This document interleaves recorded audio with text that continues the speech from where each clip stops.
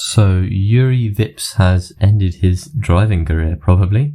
If you don't know who Yuri Vips is, where have you been for the last 2 years? I guess you might as well not bother learning now, because you're probably not going to hear about him much more. He's really buried his career, so what exactly has happened? Yuri Vips is an F2 driver who joined the series partway through 2020, driving for Dams, and then transitioned to Hitech for the 2021 and 2022 seasons. Throughout most of his career, he has been part of the very competitive Red Bull Junior team, and staying with this driver academy for so long has really helped his career. On Tuesday evening, as far as I can tell, Liam Lawson was streaming Call of Duty with Yuri Vips when Yuri made a couple of comments that were particularly attention-worthy. I'm not going to play the footage, but you can look it up pretty easily on YouTube should you so wish.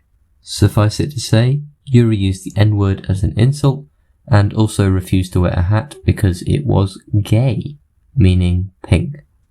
Whoops. Obviously, Red Bull was quite quick to take action. They suspended him pending an investigation. What I'd like to know is what investigation is required. The footage is pretty clear. It feels more like they're buying time to get a handle on what consequences they should be delivering. I mean, it's pretty obvious, isn't it? While the one-off and untargeted nature of Vips' comments might not seem desperately insidious, it's so important not to allow racism and homophobia to be normalised. It's especially important to crack down on these comments when they're being broadcast online in front of an audience. More importantly to me, though, was the ease with which Yuri Vips made his various comments. This is generally indicative of how he behaves when the camera is not on him. I'm almost exactly the same age as Yuri, and I can say with absolute confidence that I have never used the N-word, not once, not with friends, and definitely not in front of an audience. The unfortunate fact of the matter is that people were not watching that stream because Liam Lawson and Yuri Vips are good streamers or interesting people in their own merit, although it turns out that Yuri Vips certainly is interesting. Interesting like a mental illness. They're not watching Yuri Vips and Liam Lawson because they're Hitech or Carlin drivers either, but because they're Red Bull juniors. Even if it wasn't intentional, they are de facto representing Red Bull, and so something had to be done. Liam Lawson was the facilitator of these interactions, and from the very short clips, it might seem that he was laughing along with Yuri Vips. I'm not sure that's the case though, more nervous laughter, and he does make a small attempt to correct Vips on the hat joke, and he does mute his mic after the N-word.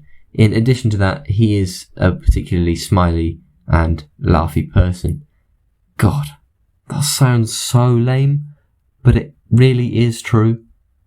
To summarise, Lawson should have done more to correct the behaviour of Vips, but really can't be held responsible for anything that did happen.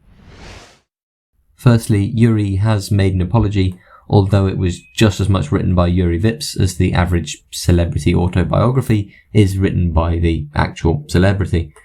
Interestingly, Juan Manuel Correa commented with his support, although he was clearly stepping on eggshells. I'm a little disappointed in Correa, and he clearly missed the point, which is not that Vips was being directly harmful, but that he was encouraging harm towards others by normalising the kind of language and behaviour that he did. Hitech has said nothing on the matter, and neither have F2. Lawson has deleted the VOD, but hasn't made any comment either. I can only estimate, but I think what is likely to happen is that Vips will be fired from the Red Bull Junior team. After all, Dan Ticktum was dropped from multiple driver academies for less egregious and more factually accurate comments. Ticktum was able to keep his F2 seat both times, and if Vips can come up with enough money, or if the contract is too sticky, he might be able to stay with Hitech for the year.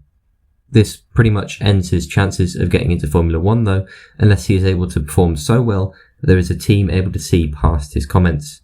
It seems more likely though that this is the end for Slurry Vips, and he has absolutely nobody to blame for that but himself.